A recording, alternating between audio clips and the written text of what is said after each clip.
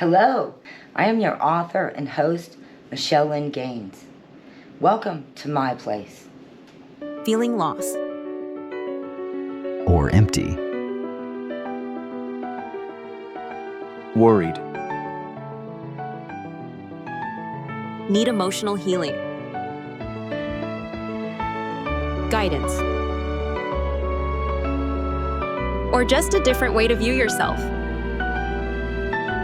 Welcome to Insights for Life, an MLG production.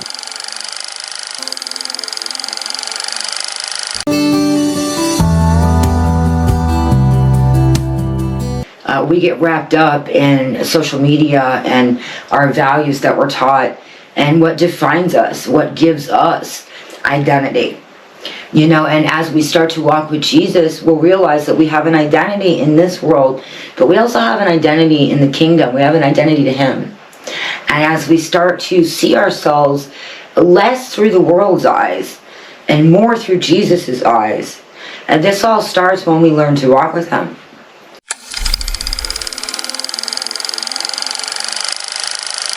Jesus. People say what doesn't kill you makes you stronger, but I've never had much faith in that.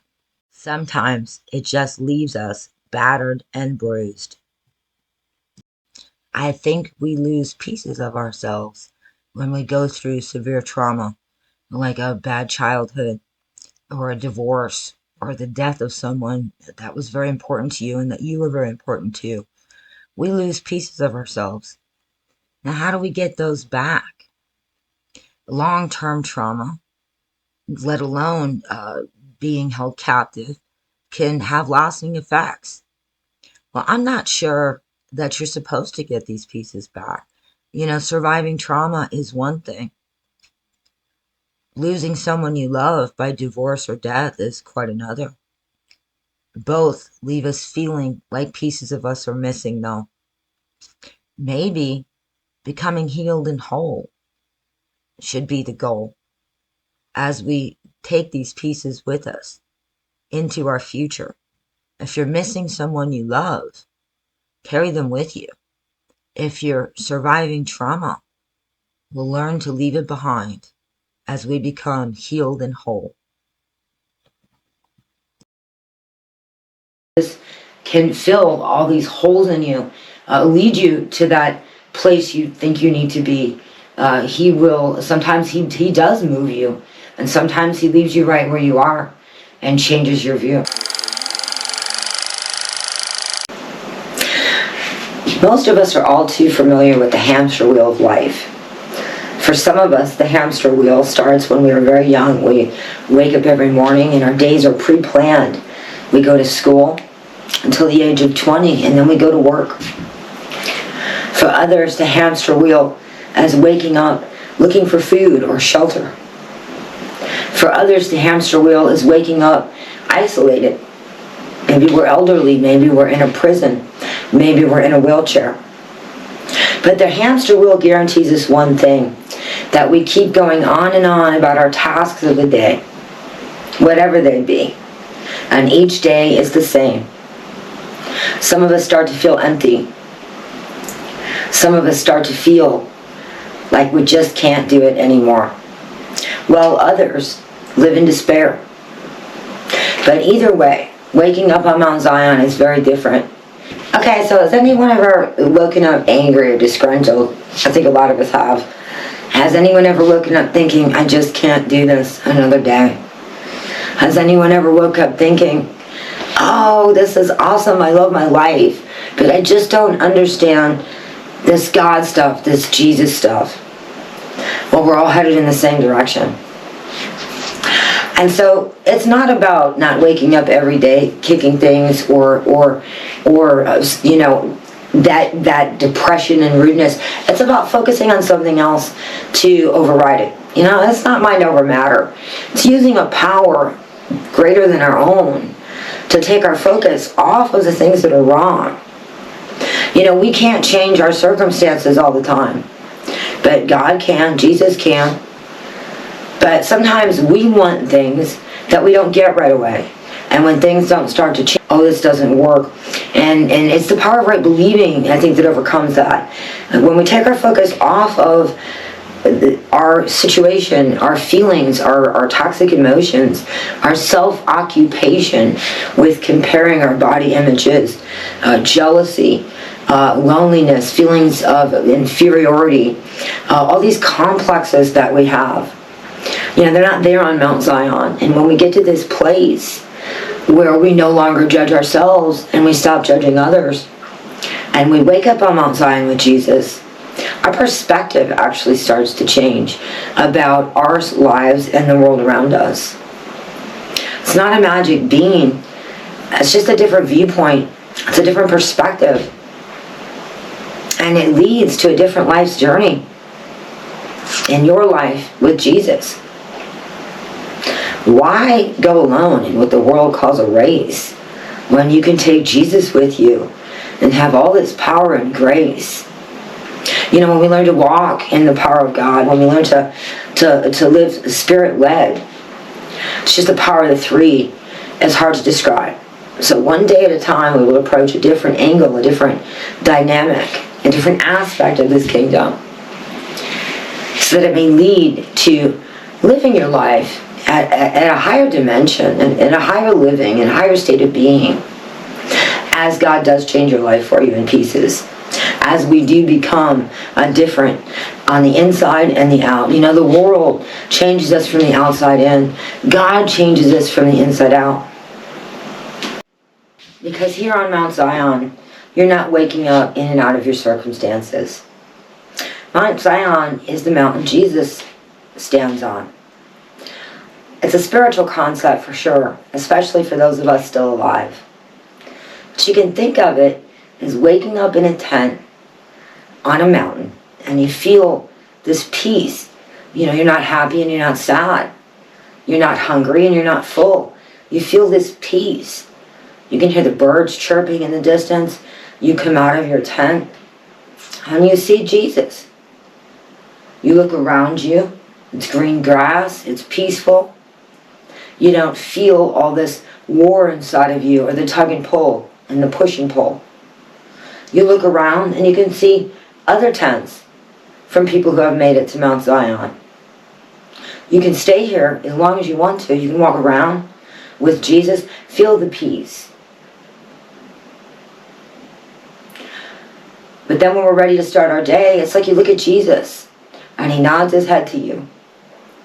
And he takes you into your day, and you walk together through him, whatever your chores are, whatever your errands are, whatever your tasks or jobs are. And if you sit alone in isolation, you wake up on Mount Zion, you're focused on Jesus, his peace is in you, it's with you, it's all around you. There's no despair, there's no lack, there's no anger, there's no jealousy. It's all just doesn't matter now, not here on Zion. And as you begin your day, you look over and Jesus is still with you. You can picture him beside you. You can picture him taller than you. It does not matter. It's a concept of the fact that he goes with you throughout your day. No space between you. And if you'll step into rest in Jesus, as you go through the tasks of your day, as you sit alone in isolation, somehow you will get through all this. You will get through your day. And if you rest in Jesus and focus on him and allow him to elevate you, you will get through that day. You will get your tasks done. You will find what you need. It may not be everything you want, but you will find what you need. And you won't be tired. You won't be angry. You won't be stressed. You are resting in Jesus. You are elevated. The form of the fourth is walking with you. And when you go to bed each night, wherever it is, you focus on Jesus. You focus on what you've learned. If you pray in tongues, and you will sleep soundly. And each day you wake up, you are on Mount Zion with Jesus. This peace overwhelms you. This path is set before you. So maybe you're not there yet, my friend. But you will be. And if you stick with the 55 days and the power of right believing, you'll wake up on Mount Zion and you'll see the difference. Because you're not waking up in and out of your circumstances anymore. Not mentally and not in your heart. There's a difference between knowing it in here and knowing it in here. And there's a difference between living it. But waking up on Mount Zion will be a very different feeling, and you will know when you do. Because you will feel, it's almost like you can see the realms, his realm and our realm just converging. As our lack, our loneliness, our misery, our despair fades away in the presence of Jesus. And if we could walk in that every day, as we go on about our insurmountable tasks, as we go on about our food search, as we go on about our loneliness and our isolation, he can fill that empty space. He can elevate you. It's not about giving you the energy you need. It's about making it to where you do it. You walk through it. You find it. And you're not tired or stressed because you haven't taken every impact and every negative emotion and toxic emotion into you. There's no self-occupation here. We are no longer self-occupied with everything we think we need and are angry we didn't get. Worry and fear are far from you. And the longer you wake up here, the more you start to see, the more you start to feel differently. And the more some of our addictions, our habits, our toxic thoughts and emotions, our wrong believing start to peel away. And this is where another level of change and elevation in our thought process can occur. It may not be right now, but it is a reality. So Psalms 23, along with the miracle, the form of the fourth, with Shadrach, Meshach, and Abednego, they tie in such a way as to that Jesus is telling us he crosses time and space to walk with us. That we are alone but never alone.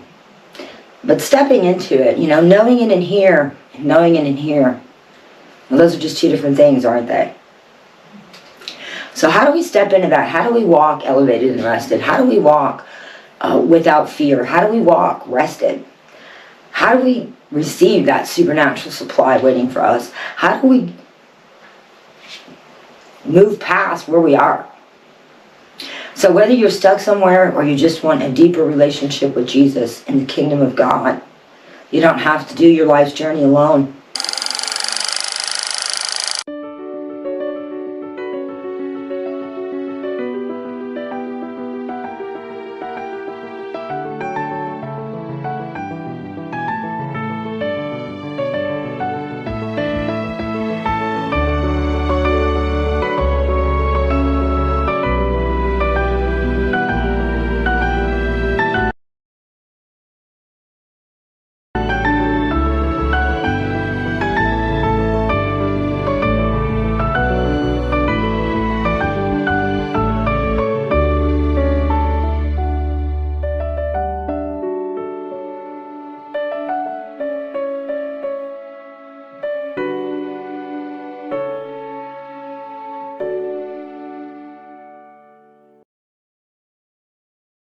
Join me at Insights for Life.